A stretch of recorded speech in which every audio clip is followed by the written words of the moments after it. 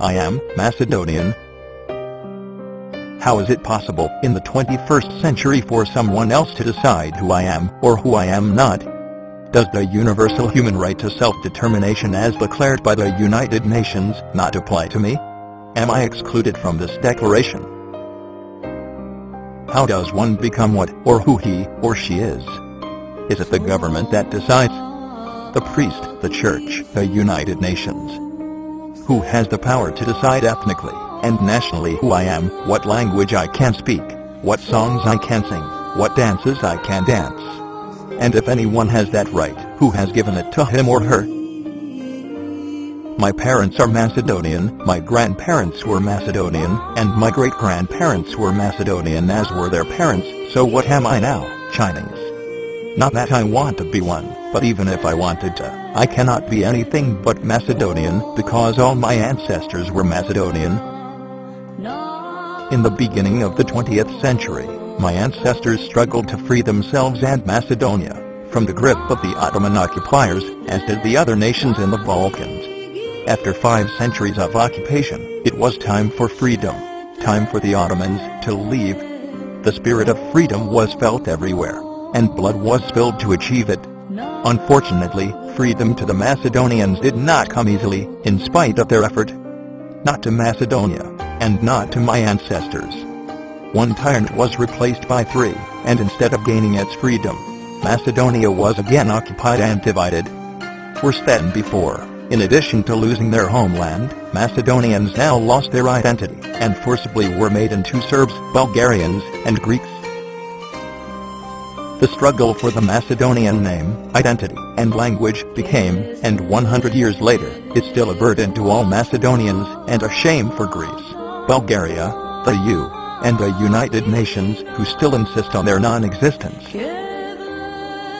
My ancestors fought hard for their identity, nation, and country Macedonia, but obviously not hard enough, because they did not understand the power of politics, and were naive enough to trust their neighbors, to have their best interest in their hearts, when hundreds of thousands of them joined in the fight against the Ottomans, to first free their neighbors, and then their own homeland Macedonia.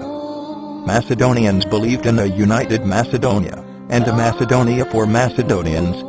Their neighbors, however, had different ideas. The Greeks, Serbs, and Bulgarians fought against one another for a larger land grab of Macedonia, each claiming that Macedonia and Macedonians belonged to them, only to settle for its division in 1913. Historian J.S. Gandetto writes, 19th century Greeks did not regard the Macedonians as people of the same ethnicity, Politis 1993-36, Damaras 1958, Karagatsis, 1952. 1. Greeks in the late 18th and early 19th century viewed the Macedonians as conquerors of Greece. Only after the Megali idea took root in Greece did the Greeks embark on providing and securing evidence for their new political vision.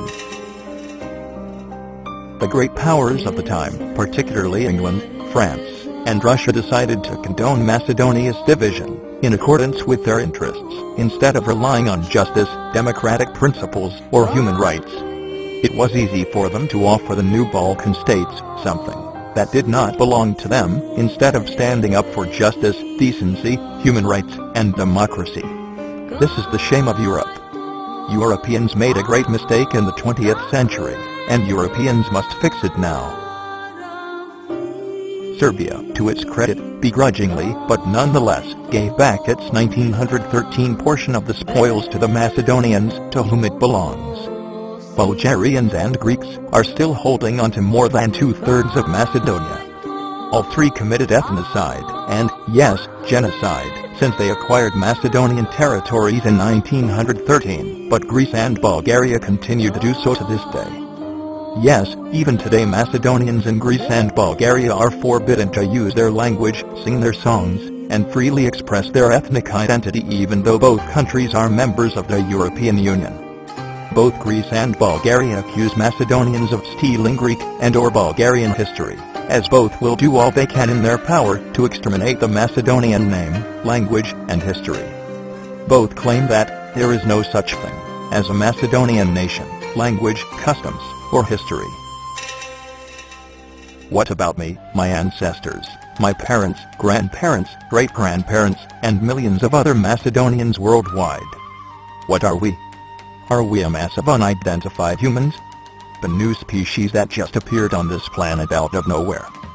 What about all the songs that glorify Macedonia, Alexander, his father Philip II, King Samuel, Gottse Delshev, Yane Sandansky?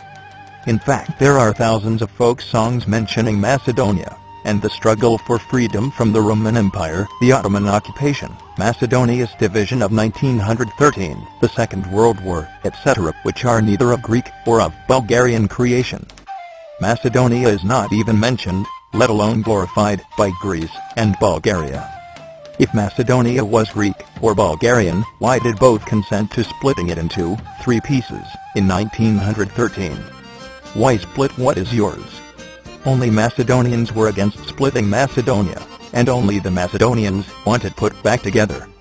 I don't hear any Greeks or Bulgarians wanting something back that they lost in 1913. They never lost anything, because one cannot lose something if one never had it. Both Greece and Bulgaria, since 1913, have changed the names of people and places to wipe out everything Macedonian.